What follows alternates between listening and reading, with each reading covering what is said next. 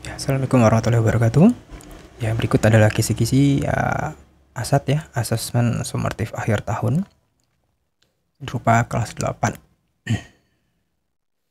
Yang pertama, di ASAT ini kita belajar semua ya kembali dari semester 1 ya, tidak banyak. Yaitu unit 1 ada 6 soal, unit 2 ada 12 soal. Di mana unit 1 kita mempelajari lagi mengingat kembali tentang materi menggambar perspektif. Ya, hanya 6 soal di situ.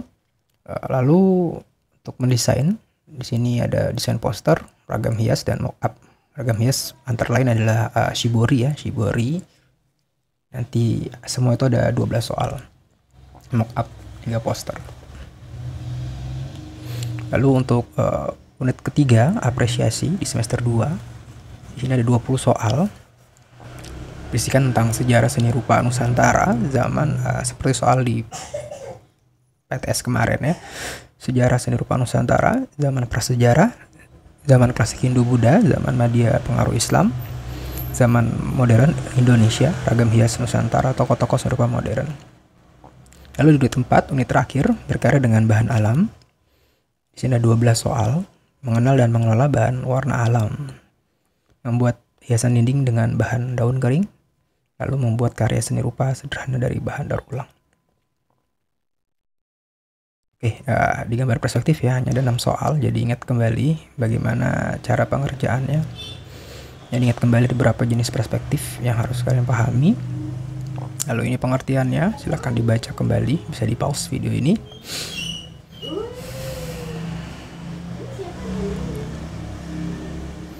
Ya, sudut pandangnya diingat-ingat kembali. Oke. Sama ya seperti soal yang pernah kalian kerjakan dulu ya. Jadi banyak gambar yang harus kalian cocokkan dengan jawabannya yang benar. Ya, garis yang digunakan, titik yang digunakan.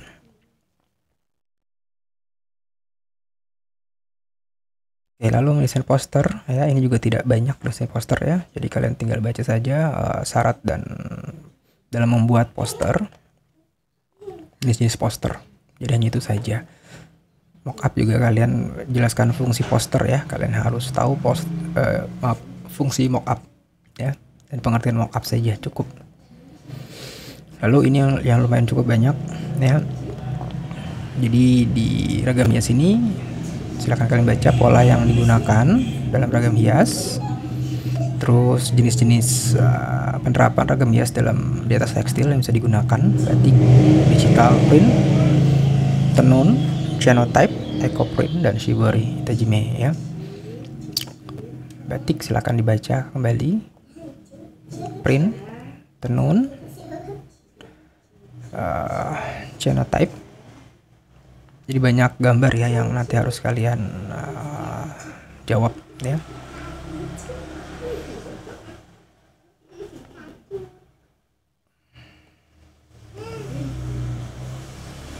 Ya, pertama jenis-jenis shibori ini kalian harus ingat ya. Ya dari motifnya kalian harus bisa tahu itu motif dari shibori apa. Itu saja ya, tidak banyak karena hanya ada 12 soal dari materi shibori ini. Materi semester 2 di sini ada apresiasi, ini cukup banyak 20 soal.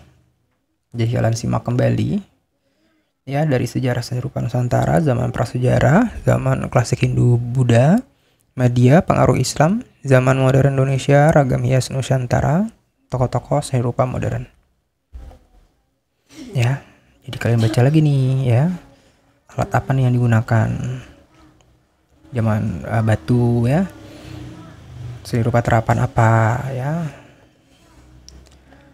seni rupa terapan dalam zaman ini ada apa aja, ada batu, ada gerabah ya. Sejak kapan gerabah ditemukan? Sejak manusia mengenal bercocok tanam. Lalu seni lukis ditemukan di mana pertama kali, oleh siapa, tahun dan tahun berapa ya, nenek moyang kita berasal dari mana. Jadi zaman alurnya zaman prasejarah, zaman batu, zaman perunggu, klasik Hindu-Buddha, pengaruh Islam, zaman modern, zaman batu, zaman perunggu, Paleolitikum awal, Madya, Paleolitikum akhir, Neolitikum. Nah, apa keunggulan dari logam ya? tahun-tahun berapa kira-kira di manusia sudah bisa mengolah logam. Oke, lanjut lagi kalau zaman klasik Hindu-Buddha. Zaman klasik Hindu-Buddha 8 sampai 10 Masehi. Zaman klasik Muda 11 sampai 15 Masehi. Ya, nah ini yang harus kalian hafal ya. Simbol-simbol dari zaman ini adalah ya salah satunya swastika, kinara, dan padma. Ya, aksara adalah jenis tulisan ya, seni tulisan. Candi Prambanan Hindu, Candi Prambanan Hindu, Candi Borobudur ya, Borobudur Buddha ya. Saya tulis.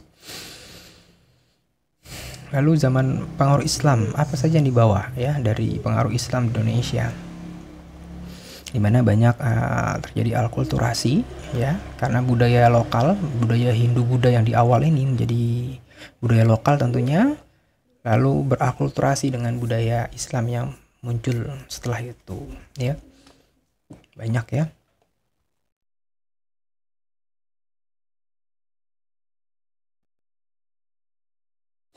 Oke, lanjut lagi ke zaman modern Indonesia.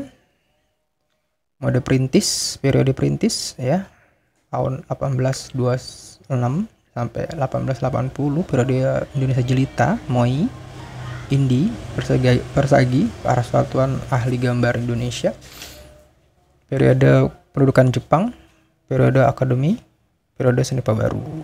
Jadi silakan dibaca kembali ya. Siapa itu perintis ini, ada siapa? Di sini ada Raden Saleh ya. Yang melukis penangkapan Pangeran Diponegoro ya. Lalu dari mana Pangeran Diponegoro, Raden Saleh ini membuat ide melukis Pangeran Diponegoro ya, karena dia melihat ya karya dari Nicholas Peyneman ya. Dia membuat dari versi dari segi Indonesianya seperti itu. Lalu di Moi, di sini ada siapa saja tokoh-tokohnya, silakan dibaca kembali ya. Ya, ini adalah tokoh-tokoh dari zaman modern Indonesia. Ada Sujono, Basuki Abdullah, dan Afandi. Nah, silakan dibaca kembali ya. Ada organisasi di zaman ini ada Putra, Persagi, dan banyak lagi ya.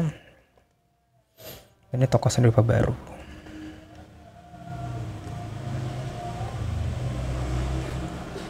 Oke ya, ini konsep seni rupa baru ya, tidak membedakan disiplin seni, menghilangkan sikap seseorang dalam mengusahakan ciptaan seni, mendambakan kreativitas baru, membebaskan diri dari batas-batasan yang sudah mapan, bersifat eksperimental. Oke, ini di unit keempat terakhir ya, berkaitan dengan bahan alam. Di sini cukup mudah ya, kalian harus mengenal bagian dari kelompok dari warna alam. Pertama, untuk bagian atas itu ada daun, bunga, dan buah ya. Lalu untuk bagian bawah itu ada kulit, kayu, bagian tengah ya, kulit kayu, batang, dan biji. Bagian bawah ada akar, umbi, dan rimpang. Apa itu rimpang? Rimpang adalah sebuah umbi yang memiliki ruas seperti jari ya, seperti jahe, kencur gitu ya. Bentuknya bercabang seperti jari. Ya, ini yang harus kalian hafal ya. Dari bahan-bahan ini apa menjadi warna apa ketika diolah ya. Di sini ada indigo vera, daun suji, daun gelang, blueberry, delima. Ya. Oke, untuk kolase daun tidak ada bisa dijadikan soal. Jadi kita lanjut ke di sini materi yang mungkin belum diajarkan di kelas selain kelas 8E dan 8F ya. Oke. Membuat karya seni rupa dari bahan daun ulang. Sini membuat mozaik ya dari cangkang telur ya. Jadi di sini yang harus kalian hafal adalah prinsip dalam mengolah sampah dikenal dengan nama 3R. Jadi kalian baca nih ya, pengertian dari reduce, pengertian dari reuse, dan pengertian dari recycle ya. Lalu pengertian mozaik. Mozaik adalah menggabungkan kepingan-kepingan barang menjadi sebuah gambar atau pola yang baru. Kepingan tersebut bisa berasal dari berbagai jenis material seperti kertas, cangkang telur, keramik, kaca, daun, batu, kayu, atau material lainnya. Oke ya, jadi di materi terakhir ini ada 12 soal. Silahkan kalian hafal, baca kembali. Bisa kalian tonton kembali video ini sampai selesai. Ya, bisa kalian pause jika kalian lupa dengan isi materinya. Oke, semangat, selamat mencapai nilai terbaik ya. Assalamualaikum warahmatullahi wabarakatuh.